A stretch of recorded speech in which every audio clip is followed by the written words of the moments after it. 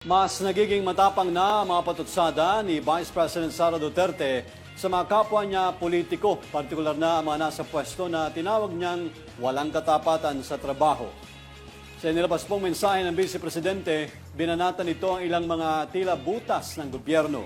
Kabilang na dyan ang kawalan ng flood control master plan, maayos na healthcare system, police to population ratio, at mga opisyal ng paliparan na tikom ang bibig kaugnay sa banta ng seguridad.